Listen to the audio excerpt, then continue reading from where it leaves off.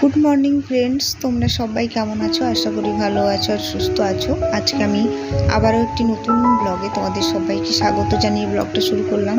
আজকে আমার মন একদম ভালো নেই, আমার ফ্যামিলিতে আমার বাবা মা দুজনেই খুব অসুস্থ, তার জন্য মনটা একদম ভালো নেই। ব্লগ করার খুব একটা ইচ্ছা নেই, তারপরেও যতটুকু পেরেছি তোমাদের সামনে করেছি। তোমরা একটু দেখে নিও প্লিজ। বাবা মা দুজনেরই খুব জ্বর, বমি করছে শুনলাম। আর আমি থাকি অনেকটা ডিস্টেন্সে, যেহেতু হাওড়া ডিস্ট্রিক্টে থাকি, আমার বাড়ি হচ্ছে ঝাড়গ্রাম ডিস্ট্রিক্টে। তো প্রচণ্ড মনটা খারাপ, কী যে করবো খুঁজে পাচ্ছি না। আর ওখানে দেখারও সেরকম কেউ নেই, বাবা মা আছে আর বোন আছে, বোনের পরীক্ষা আবার এক্সাম চলছে, তো তার জন্য একদম মনটা ভালো নেই। তো তাও তোমাদের সামনে ছোট্ট একটা ব্লগ ভিডিও নিয়ে এলাম। তোমরা প্লিজ পুরো ভিডিওটা দেখো এবং আমার পাশে থেকো। আর কি করবো বলো, মন খারাপ থাকলেও কাজ তো করতে হবে, খেতে তো হবে, কি বলো? তো দেখো তোমাদের সাথে শেয়ার করছি। প্রথমে উঠেই বাসনগুলো ধুয়ে নিলাম, রাতে যত বাসন ছিল সব কিছু ধুয়ে। এবারে গ্যাসটা প্রচণ্ড নোংরা হয়েছে, অনেকদিন হলো। মশা হচ্ছে ঠিকই, ক্লিন হচ্ছে, কিন্তু এইভাবে সাবান দিয়ে অনেকদিন হয়ে গেল, লিকুইড দিয়ে পরিষ্কার করা হয়নি। তো ভাবলাম যে আজকে একটু ক্লিন করে নিই, তারপরে রান্না বান্নার কাজ শুরু করব। তো আজকে রান্না করতেও খুব একটা মুড নেই, খুবই মনটা খারাপ, কিন্তু তাও কি করব, করতে তো হবেই। সকাল থেকে শুধু একবার ফোন ধরছি, আবার একটু কাজ করছি, আবার গিয়ে একটু ফোন ধরছি, একটু কাজ করছি, এরকম হচ্ছে জানো তো। মনটা পড়ে আছে সে ফোনে আর বাড়িতে, কিন্তু তাও করে ভিডিও করছি, তোমাদেরকে যতটা দেখানো সম্ভব দেখাচ্ছি। প্লিজ তোমরা ভিডিওটা স্কিপ না করে পুরোটা দেখো আর আমার পাশে থাকো। তো গ্যাসটা এই যে খুব সুন্দর করে মুছে নিলাম, ওভেনটা মুছে এরপর খুব সুন্দর করে পরিষ্কার করে নিচ্ছি, কারণ প্রচণ্ড নোংরা হয়েছিল, তেল চিটচিটে একটা ভাব চলে এসেছিল। তো ভাবলাম এটা একটু ক্লিন করে দিই। আর শুক্রবার থেকে আমি আবার থাকবো না, একটু বাড়ি যাওয়ার সম্ভাবনা আছে, তো তার জন্য ভাবছি এগুলো পরিষ্কার করেই নিই। তো তার জন্য আর এখনও কিন্তু কিছু খাইনি, চা কিছু হয়নি, এগুলো করবো। গ্যাসটা পরিষ্কার করে নিয়ে ব্রাশটা করে নিয়েছি। তো আমার হাজব্যান্ড যেহেতু উঠতে একটু লেট করে, তার জন্য একটু আমি ভাতটা বসাবো, তারপরে চা করব।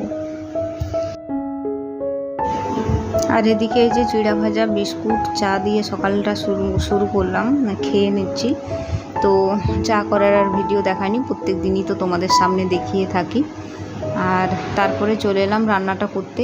আর আগেই কিন্তু একটু ভাজাভুজি করেছি, ভাজাভুজি বলতে করলা আর বেগুন ভাজা, তো সেটার ক্লিপ করতে পারিনি, মনটা একদম ভালো নেই। আর এই যে একটা তরকারি করব, ব্যাস, আর কিছু করব না গো, একদম মন ভালো নেই।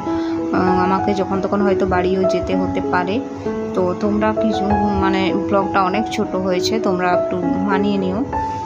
তো এই যে আলু আর ঝিঙ্গাটা কেটে রেখেছিলাম, তার সাথে একটা টমেটো, এগুলো এখন খুব সুন্দর করে একটু ভেজে নেব। আর একটা বাটা মশলা করছি, সেটা হচ্ছে পেঁয়াজ, শুকনো লঙ্কা, আদা, রসুন, এগুলো একটা বাটা মশলা করছি। তো এগুলো যখন খুব সুন্দর ভাজা হয়ে যাবে তখন ওই মশলাটা দেব। আর অনেক দিন হলো শুকনো লঙ্কাই খাওয়া হচ্ছে, কাঁচা লঙ্কা খাওয়া হচ্ছে না। আর কাঁচা লঙ্কা কিনে আনা আছে, সেগুলো আবার শুকনো হয়ে যাচ্ছে, এমন একটা সিচুয়েশন হয়েছে না। তো ঘরদোরের অবস্থাও খুব খারাপ, তো মন মেজাজ ভালো না থাকলে কাজ বাজে তো মন থাকবে না, এটা স্বাভাবিক ব্যাপার, যে কোনো মানুষেরই হয়ে থাকে। আর এখন দেখবে সিজনাল শরীর খারাপও প্রচুর হচ্ছে, জ্বর হচ্ছে, আর এদিকে ডেঙ্গুটাও প্রচুর হচ্ছে। তো বুঝে উঠতে পারছি না, বয়স্ক তো যতই হোক মানুষের শরীর খারাপ হলে এখন মাথায় প্রথমেই আসছে ডেঙ্গু হয়ে যায়নি তো, কাশি হচ্ছে, জ্বর হচ্ছে, আবার হালকা করে যে বমি হচ্ছে, এটা শুনে আবার মনটা খারাপ হয়ে গেল। তো বমি হলে শরীর কতটা দুর্বল হয় সেটা যাদের হয় তারাই বোঝে। বমিটা সত্যি সুস্থ শরীরে যদি দুবার বমি হয় তাতেই মানুষের অবস্থা খারাপ হয়ে যায়, আর কেসে বমি হয়ে যাচ্ছে, এমন সিচুয়েশন হয়েছে। তো যাই হোক, খুব সুন্দর মশলাটা করে এবার জল দিয়ে দেবো, মাখা মাখা হলেই নামিয়ে নেব।